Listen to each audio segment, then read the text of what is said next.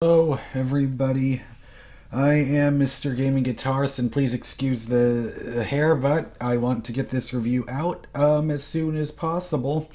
So, we got the season 3, episode 2. Yeah, today was the second episode of season 3 of The Flash, and it's very clever the way they titled this, because last week's episode was titled Flashpoint. This week's episode is called Paradox. How neat is that? So, of course, like I always say, there's full spoilers for this episode. So if you haven't watched tonight's episode of The Flash, please do not watch this episode. Alright, so let's not waste any time. Let's get right in. First off, I want to say I really thought this episode was even... Okay, so remember how I said that last week's episode didn't really feel amazing like I thought it would? This felt like it was definitely kicking things up a notch in the right way. So first of all, we get to see Felicity in this episode, and in here, she's actually written well because it's the Flash writers writing her and not the Arrow writers. Once again, and so he tries to explain to her all of his problems, and yep. So it's funny because when he walks in, he just says, "Felicity, I got this problem. I messed this up. I messed this up," and he just says, "Slow down." So once he does go back, Cisco doesn't give nicknames anymore, and it definitely seems like everyone is depressed, and it really makes us think. At first we thought, oh, is that just a thing with Iris? But no, it seems that lots of people are heavily affected by what happened in Flashpoint. So we find out that Iris and Joe, they don't talk to each other anymore because so it appears in this timeline, unlike last season, when Iris forgives Joe for not saying anything that Francine was still alive. Now that she's actually, but this time when he told her, she is very mad at him about that, and it looks like it still affected them in that way. So it's interesting how all of this stuff is just changes. So next up, Tom Felton. We heard that he was going to be on the show. And I think the last time I saw him, it was in Rise of the Planet of the Apes back in 2011. So definitely quite some... Excuse me. Got hiccups again. Apparently it was a very long time ago.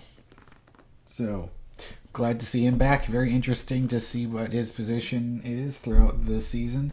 But he says that he is the metahuman anti-crime specialist that works with Barry. And so next up, we find out that Flashpoint doesn't just affect Flash, it affects Arrow characters too. And now we heard for a while that Flashpoint would be affecting the Arrow characters, that it would be affecting Diggle.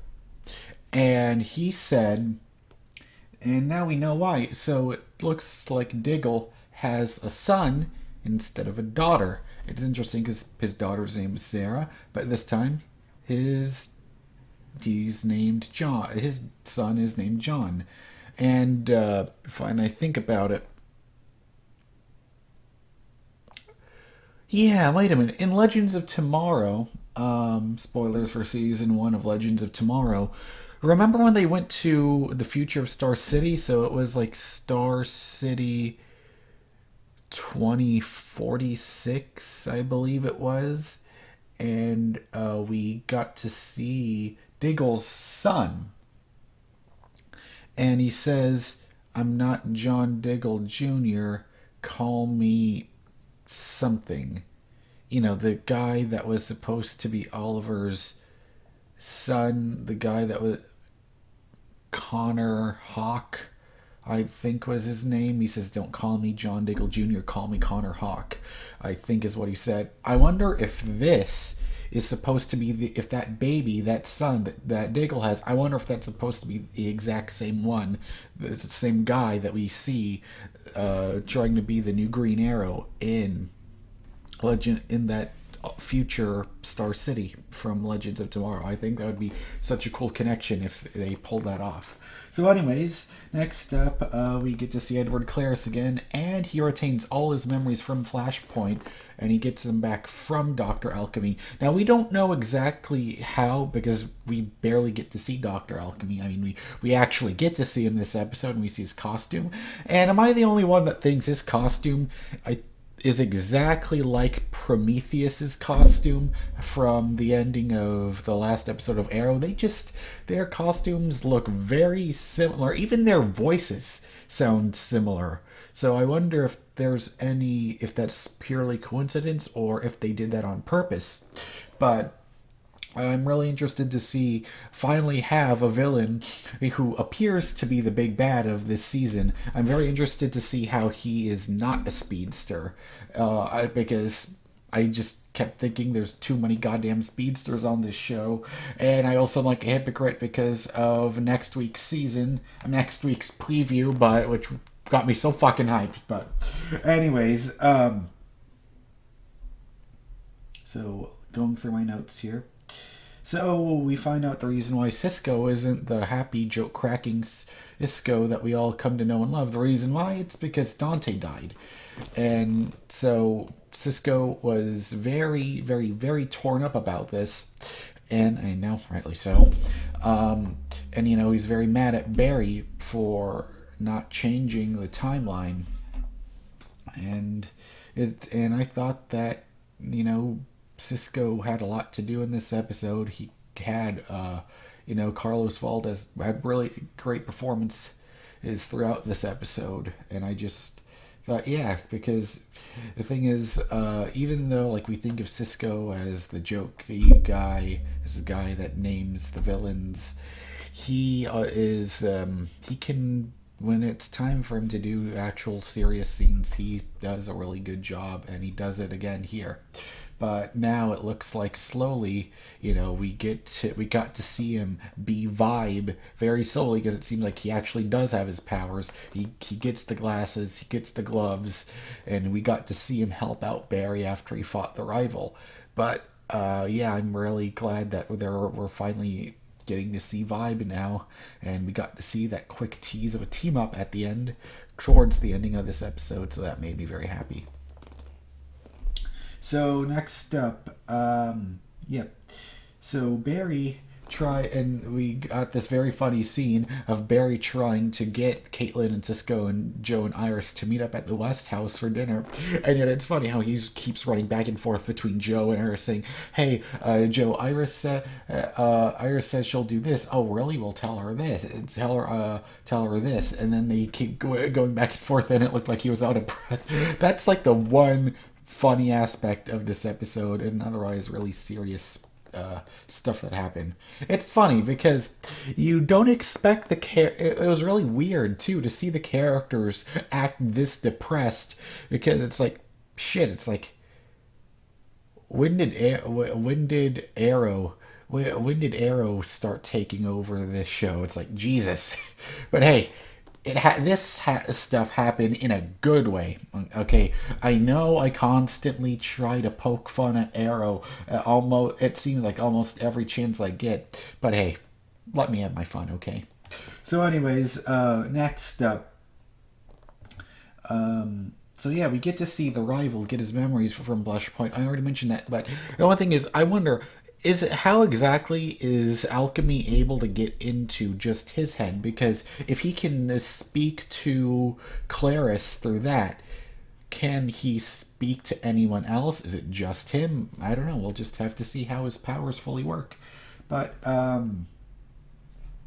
anyways, so my TV or the CW signal started fucking up, because when the Flash was running back in time again, I couldn't see what happened, because the screen just went to black, and then when I could see stuff again, Barry was talking to Jay Garrick, or the real Jay Garrick, John Wesley Shipp's Jay Garrick, which I'm so happy that we get to see him again. I have a feeling we're going to see him again more heavily in Legends of Tomorrow, because, you know, the whole JSA, Jay Garrick. I'm really happy to see that, and I really liked his explanation. So I don't know exactly how they led up to that point, how he ran into him. So I'm going to have to see the episode again, hopefully tomorrow when it shows up on the CW.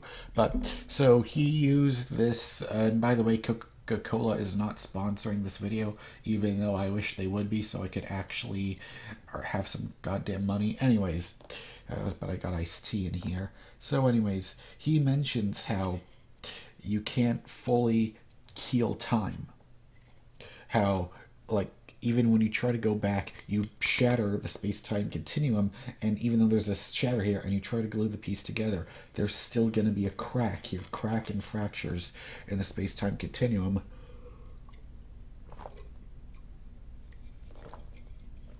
And I just thought that was explained really well, and I really like that analogy. It helps make things a bit a lot easier. So then after that, we get to see Barry talk about how he changed the timeline, and you can see just how much he really cares, because, you know, he ended up, you know, he was crying here, and you can tell, like, him going back to save his mom, he didn't mean for any of this to happen, and it was in the scene where you can tell just how sorry he is. And of course, at that point, Cisco still didn't forgive him, but then we all know how that all got resolved at the end. So next up,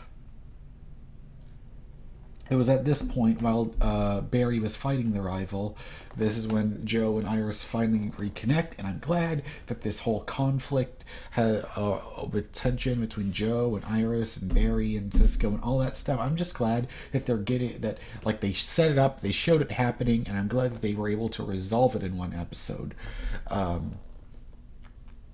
I was really glad to see that, because I like seeing things being happy, and we get to explore things, explore different stories, and so yeah, but the one thing that I can say that I'm really happy about is that they did a really good job making season 3 not just feel like your typical episodes, because season 1 had a feel to it, season 2 had a feel to it, and season 3, you know, some people might like it, some people might hate it, but whether you love it or hate it, season 3 so far, these 2 episodes have truly felt really different than what we've gotten in the past. So I'm very thankful for that. Instead of us seeing the same things happen over and over, and it just starts to feel very stale again. Arrow.